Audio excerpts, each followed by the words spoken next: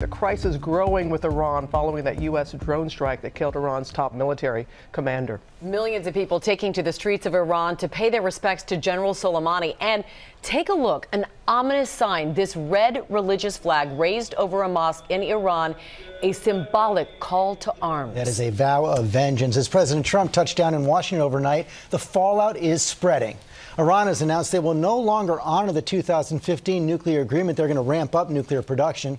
The Iraqi parliament voted to push U.S. troops out of that country, and President Trump is pushing back with threats of economic sanctions against Iraq and possible war crimes against Iran.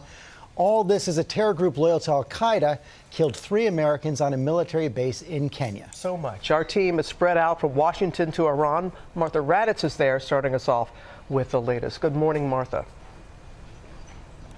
Good morning, Robin. I have been in the midst of anti-American protests in Iran before, but nothing like this. A powerful combination of grief and anger with shouts of death to America echoing through the streets around us. This morning, mourners filling the streets of Iran's capital of Tehran for the funeral of General Soleimani, killed by that U.S. drone strike last week. Aerial images capturing the sea of Iranians packing the streets to pay tribute to a man revered by many here. Trump made a big mistake. He killed our hero.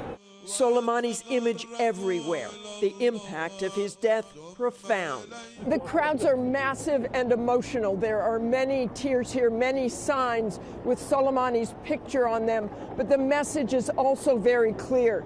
These people want revenge. Are we human or not? As we made our way through the streets of Tehran, people surrounding us, shouting death to America. We will have very hard revenge of Mr. Trump. Inside the funeral service, the emotion just as powerful. The supreme leader of Iran weeping and praying over a coffin draped in the Iraqi flag.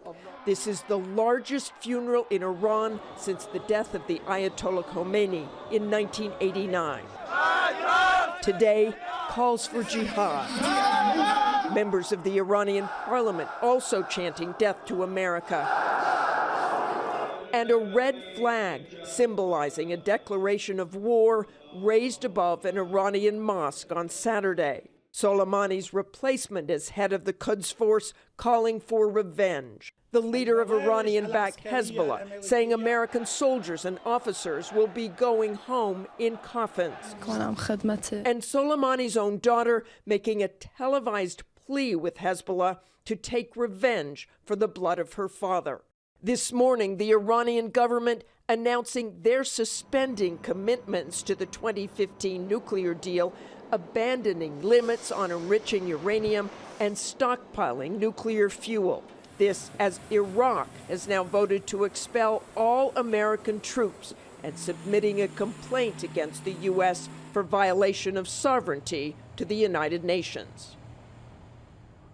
Just 6 months ago when we were here, some people were critical of their leaders because of the effect of American sanctions. But today, for now at least, they are united against America. Robin? And Martha, as you know, we're already sending an additional 4,500 troops to the region. You kind of alluded to it earlier when you started your piece in saying you've never had this sense being there in Iran before like this, what's going on the ground.